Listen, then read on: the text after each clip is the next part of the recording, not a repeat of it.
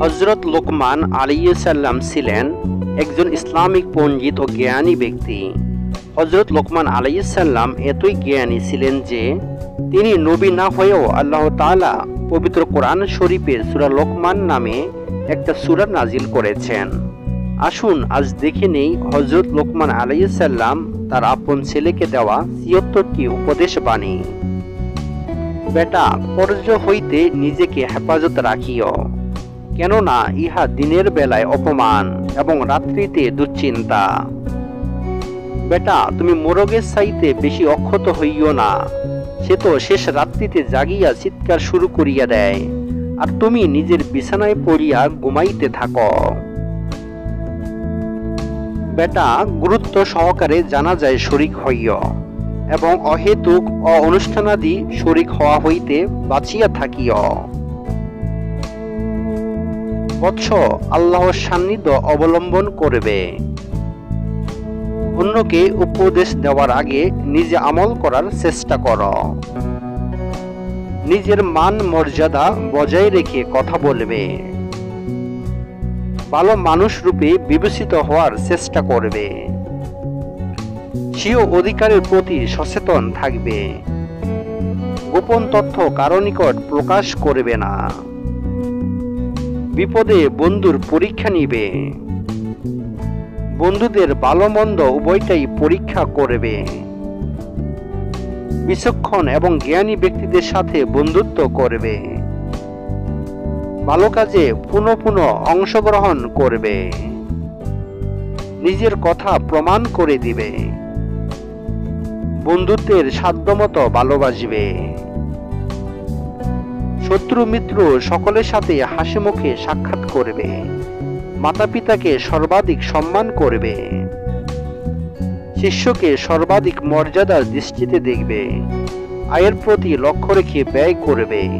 প্রত্যেক কাজে মধ্যপন্থা অবলম্বন করবে। কথা বলার সময় মুখ আয়ত্তের মধ্যে রাখবে। বীরত্বকে নীতি হিসাবে গ্রহণ করবে। শরীর এবং পোশাক পরিষ্কার পরিচ্ছন্ন রাখবে। ঐক্যবদ্ধ হয়ে থাকবে।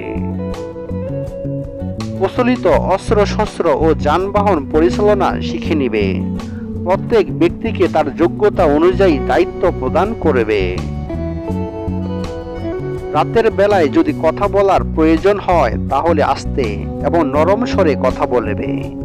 দিনের বেলায় কথা বলার সময় চতুর্দিকে লক্ষ্য করে কথা বলবে। কম কথা বলা, কম খাওয়া এবং কম ঘুমানোর অভ্যাস করবে। নিজের জন্য যা পছন্দ করো না তা অন্যের জন্য পছন্দ করবে না। বিচক্ষণতা ও কৌশল অবলম্বন করে কাজ করবে। উপযুক্ত শিক্ষিত না হয়ে অন্যকে শিখাতে যেও না। অন্যের ধন সম্পদের প্রতি লক্ষ্য করবে না। নীতিহীনদের কাছ থেকে কৃতজ্ঞতা আশা করবে না। কোনো কাজেই চিন্তামুক্ত হইও না। যে কাজ তুমি করনি এরূপ কাজ করেছ বলে মনে করো না। আজকের কাজ আগামী দিনের জন্য ফেলে রাখবে না। বড়দের সাথে হাসি ঠাট্টা করতে যেও না। আল্লাহর সাথে কাউকে শরীক করিও না। তোমার প্রতি যারা আশা রাখে তাদের নিরাশ করো না। বড়দের সামনে কথা দীর্ঘায়িত করবে না। অতীতের তিক্ততা মনে রেখো না। নিজের ধন সম্পদের কথা অন্যের নিকট প্রকাশ করবে না। সৎ লোকদের নিন্দা করবে না। আপনজনের কাছ থেকে কখনো বিচ্ছিন্ন হইও না। অহংকার করবে না। মানুষের সামনে দাঁত খেলাল করবে না। মানুষের সামনে মুখে বা নাকে আঙ্গুল প্রবেশ করবে না। শব্দ করে থুতু ফেলবে না।